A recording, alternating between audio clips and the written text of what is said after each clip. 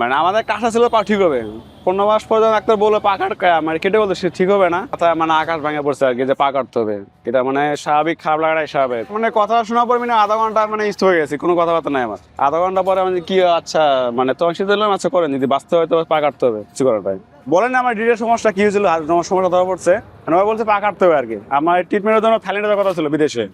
Doctor বললো যে যদি বিদেশ নিয়ে যান, বিদেশ নিয়ে গেলে পা কাটতে হবে, দেশে হলে পা কাটতে হবে।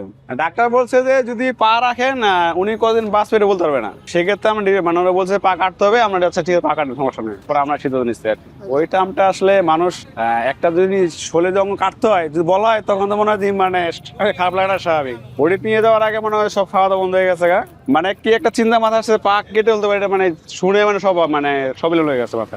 মনে হচ্ছে আমার পৃথিবী উল্টে গেছে, পা কাটার কথা শুনছি তো আমার পৃথিবী উল্টে গেছে আমার কাছে, যে এটা কি হবে আমার জীবনে। আসলে আমার তো জন্ম সমস্যা, একটা দুর্ঘটনা, যে পা কেটে ফেলতে হয়, তাহলে মানে এটা খারাপ লাগাটা স্বাভাবিক। মানে ভিডিও ছাড়ছিল, আমার অনেক কমেন্ট করছে যে বাইক দুর্ঘটনা একটা পা গেছে আর একটা পা হারাবো নাকি। কিছু মানুষ আছে যে মাইন্ড খারাপ তাদের, আর আমি এটা করছি এটা মানে উৎস দিবে না, মানে ড্যামেজ করার জন্য বলবে আর কি। আসলে গাড়ি কি চালে এটা আমি জানি, মানে আমার সুবিধাতে আমি গাড়ি বানাইছি। 17 সালে পা কাটছি, মনে হয় যে 5 বছর আমি কেজে হাঁটছি, 5 বছর পরে নিজে গাড়ি বানাইছি। এটা মানে 5 বছর হাঁটছি, যে আমার কাছে খারাপ লাগে, আমি হাঁটছি চলাফেরা করছি, গাড়ি তুলতে দেখছি অনেক নেয় না, টাকা তুমি কিন্তু নেয় না। বাসে উঠতে যাবে না, বাসে উঠতে যাবো টাকা তুমি নিবে না, সিট নাই, দেখলে সিট নাই, অটো উঠবো ভাই খারাপ সিট নাই, তাই না যায় বেরিয়ে না। তো এত কিছু দেখার পরে সে চিন্তা করে আমার নিজে গাড়ি বানাইছি, এটা আমার গাড়ি আছে। এটা আমি নিজে বুদ্ধি করে বানাইছি, যে আমার চলতে গেলে গাড়ি লাগে।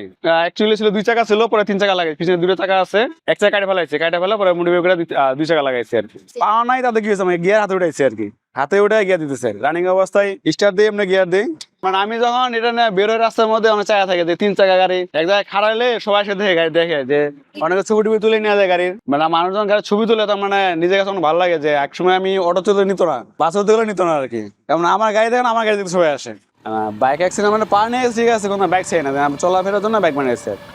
এক পায়ে ভর করে 2 চাকা চলে আর কি, এটা প্রাণ আর কি আমার। আমি ওয়ালটনের কর্মরত অবস্থা ছিলাম, তো আপনার ওয়ালটনের টেস্টে মানে মোটরসাইকেল টেস্টে ছিলাম আর কি, রোড টেস্ট করতাম। আমরা রোড টেস্টে যাই আসা ফেরার পথে আপনার বাইক বৃষ্টির স্লিপ করে পড়ে গেছিলাম আর কি। আমি ছিলাম পিছনে, একজন ড্রাইভ করতেছিল, আপনার বৃষ্টির মধ্যে মানে সামনে গাড়ি ঢুকছে, তো দেখে নাই হাইড্রোলিক ব্রেক চাপছে না, সে আপনার স্লিপ করে পড়ে গেছে আর কি। মানে চোখ খুলে দেখি আমি গাড়ির তলে, যে ড্রাইভ করতেছিলাম ওনার খুঁজে পাইতেছি না আর কি।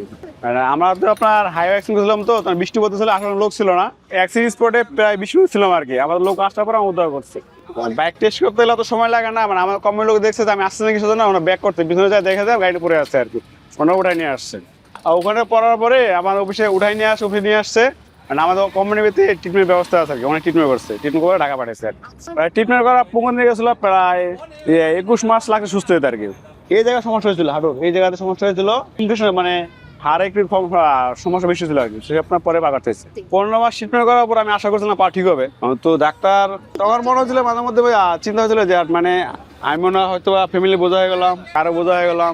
শেষমেশ আমি আল্লাহ বসার আগে মানে অপারেশনে ঢুকছে আর কি, পা কাটার জন্য আর কি। মাথার মধ্যে একটা চিন্তা ছিল যে না, নিজে যে কর্ম করে খাইতে হবে বিশ্বাস ছিল আর কি মনের ভিতরে আর কি। মা বলে না যে ইচ্ছা শুধু থাকলে সব হয় আর কি, সেক্ষেত্রে ডিসিশন নিতে হবে, সমস্যা নাই। তাই এখন জব করতেছি, ওয়ালটন জব করি, পাশাপাশি মানে কাজ করি আর কি। আপনার ওয়ালটন কোম্পানি থেকে আমার ফুল ট্রিটমেন্ট করছে প্রায় 20 লাখ মতো খরচ হতো ওনাদের আর কি। ওনার আবার বাড়ি নেওয়ার কথা ছিল, যেহেতু আপনার পাটা কেটে ফেলতে হবে, সেক্ষেত্রে মানে নিয়ে গেল না আর কি।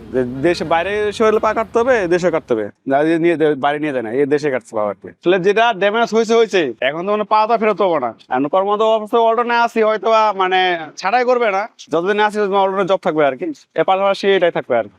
খারাপ লাগে কখন একটা মানুষ আমার সঙ্গে মানে সুস্থ হাঁটে যায়, তখন দেখি না, তখন খারাপ লাগে আর কি, যে আমি একটা কেস নিয়ে হাঁটতেছি, উনি সুস্থ পারতেছে। কিন্তু আমার জন্ম সমস্যা হইতে অন্যরকম ছিল, একটা দুর্ঘটনা পা গেছে, এটা খারাপ লাগাটাই মানে তখন দিলে খারাপ লাগে, মাথায় মানে সেন্স উল্টে দেয় আর কি, যে আমি কেস নিয়ে হাঁটতেছি, একজন সুস্থ হাঁটে যেতাম সামনে দিয়া, কর্ম খাইলে দাম আছে, হাত পাতলে টাকা পাওয়া যায়, সম্মান পাওয়া যায় না। আমার মতো লোক অনেক আমার মানে টাকা নিতে আসে, আমি দিই, আমি যখন নিতে চাই না, ওকে নেন সমস্যা নাই, নিবে না তো দূর করে দিই আর কি।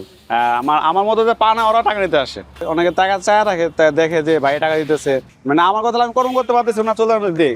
আসলে চায়া খাওয়াটা ঠিক না, খারাপ লাগে ওটা, যে আমি কি সুন্দর চাবো আর কি, কর্ম করে খাই।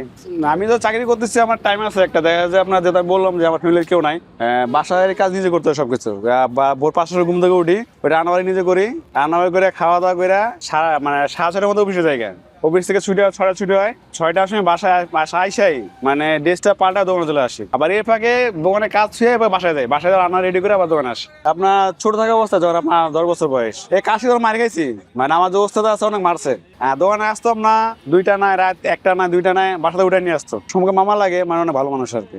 মানে বাসায় দোকানে না আসলে মানে বাসায় যেত, মামা যেত, লোক পাঠাইতো। আমি আমার মামার কাছে কাজ শিখছি, সেখানে বাইক নামে কাজ শিখে দিয়েছি, মানে বাইক নিয়ে দোকান করছে আর কি। সেই জন্য আমার দোকান আমার মামা বাইক না, বাইক সেলফ সেন্টার আর কি। আমার যেগুলো কাস্টমার আসে মাশাআল্লাহ ভালো ব্যবহার করে সবাই, মানে যেহেতু মানে ওরা দেখে উৎসাহ করে যে না তোমার এটা কাজ করতেছো, এতে ওরা খুশি আর কি। সেক্ষেত্রে অনেক উৎসাহ, মানে গল্প করে বিভিন্ন জায়গায় আর কি।